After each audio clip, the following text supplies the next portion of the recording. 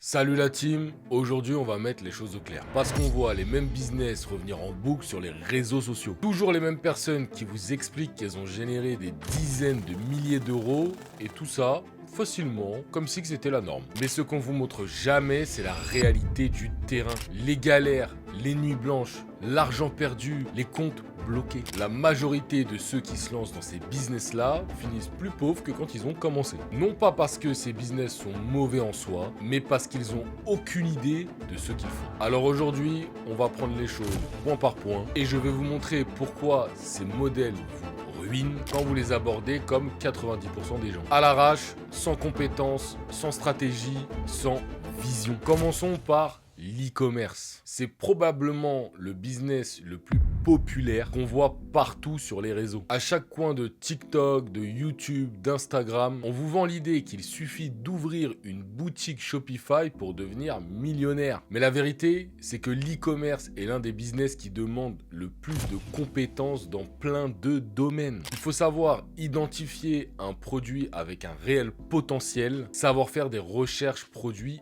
approfondies, comprendre ce qui fonctionne sur un marché A, ce qui peut ne pas fonctionner sur un marché B, savoir jouer avec la saturation de certains marchés, etc. Ensuite, il faut maîtriser l'analyse concurrentielle, savoir observer ce que font les autres vendeurs, leurs offres, leurs prix, leurs arguments. Il faut être capable de se différencier intelligemment et pas juste en changeant une couleur sur un packaging. Savoir monter une publicité vidéo ou image impactante, créer des visuels cohérents, rédiger un copywriting efficace, construire une page produit optimisée pour la conversion. Il faut aussi savoir gérer les stocks, les délais d'expédition, les problèmes de fournisseurs, le service client, les remboursements et les clients qui vous envoient des mails tous les jours pour des retards, pour des questions complètement banal. Mais faut pas oublier aussi que l'e-commerce est toute une gestion de budget. Si vous comprenez pas comment fonctionne la data, si vous maîtrisez pas vos chiffres, vous pouvez perdre plusieurs centaines, plusieurs milliers d'euros en quelques jours, sans même gagner un centime. En réalité, l'e-commerce c'est pas facile. C'est pas juste j'arrive,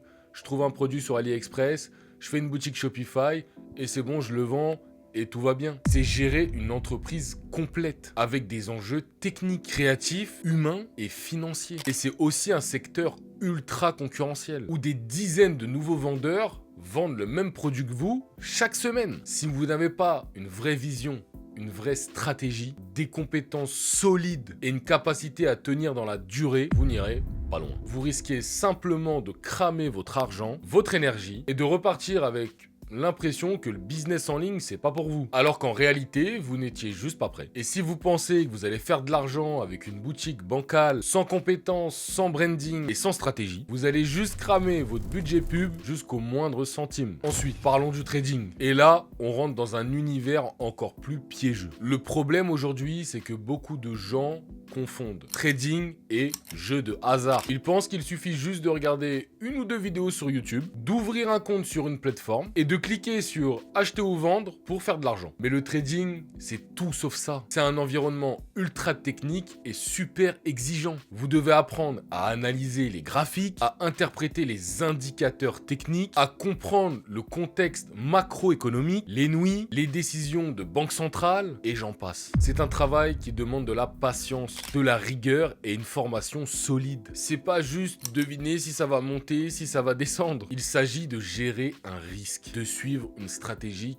claire, de respecter des règles strictes, même quand vos émotions veulent vous faire l'inverse. Et ce qui rend ce business encore plus compliqué, c'est qu'on apprend quand on perd. Et quand on perd, bien évidemment, ça coûte de l'argent. En fait, faut bien comprendre que le marché n'aura aucune pitié avec vous. Et les soi-disant copier-coller, tu copies-colles et t'inquiète pas, ça va être bon, le trade il va passer. Bon, ça, c'est un peu limite aussi. Faut bien comprendre que on vous pardonnera pas une mauvaise gestion de votre capital, ni une mauvaise gestion émotionnelle. Vous serez jamais récompensé parce que vous êtes simplement motivé ou parce que vous avez envie d'y croire. Il récompense les plus structurés, les plus disciplinés et les plus patients. Le mythe selon lequel vous commencez avec 200 euros, sans formation et gagnez 1000 euros par semaine, c'est une illusion qui détruit des centaines de débutants par jour. Et c'est pour ça que 95% des débutants crament leur compte au bout de 3 mois. Parce qu'encore une fois, ils pensent que c'est facile. Ils veulent aller vite. Ils veulent sauter les étapes, faire des copier-coller. Et le marché les punit. Si vous entrez sur le marché sans formation, sans discipline et sans plan précis, vous ne ferez pas de profit. Vous ferez de la perte. Et le marché, lui, il vous laissera aucune seconde chance, hein. Donc, faites très attention à ce business qui est aussi pour moi un investissement plus conséquent qu'un business. Il faut faire très attention à ce qu'on voit sur internet, les copier-coller, les machins, les télégrammes, copie-colle ma strat, copie-colle mon trade, etc.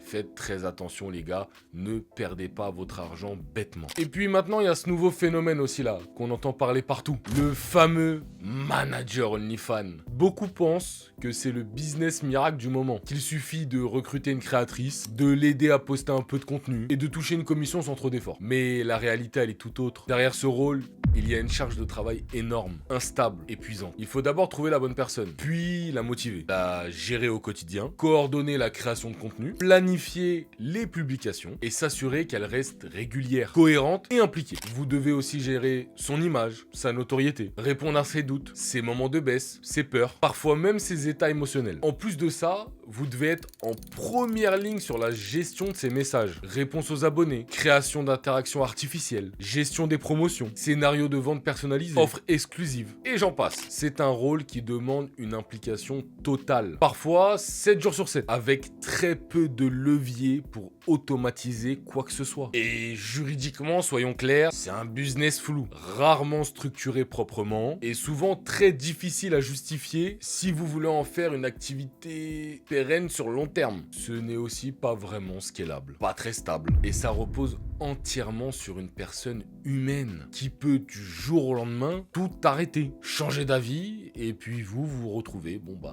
sans rien. Vous n'êtes pas manager dans le sens business, hein. Vous êtes community manager, coach mental, assistant personnel, créateur de stratégie marketing, sans la reconnaissance, sans la liberté et souvent sans le revenu espéré. La vérité, c'est que vous travaillez plus que dans un CDI, avec plus de pression, plus de dépendance et moins de stabilité. Le tout pour espérer toucher une commission, hein, à condition que la personne que vous managez tienne sur la durée. Et si vous croyez que gérer une créatrice OnlyFans, c'est facile, rentable et passif, vous allez perdre votre temps, votre énergie et très souvent votre argent pour un business qui ne repose même pas sur vous. Voilà pourquoi ces 3 business peuvent réellement vous appauvrir, parce qu'ils donnent l'illusion de la simplicité, parce qu'ils sont présentés comme accessibles à tous, alors qu'en réalité, ce sont des modèles ultra exigeants, hautement techniques et extrêmement concurrentiels. Si vous les abordez comme un amateur en pensant qu'un tuto YouTube suffit, vous allez droit dans le mur. Ce sont des business qui ne pardonnent pas. Des business réservés à ceux qui sont structurés, disciplinés et qui acceptent de se former sérieusement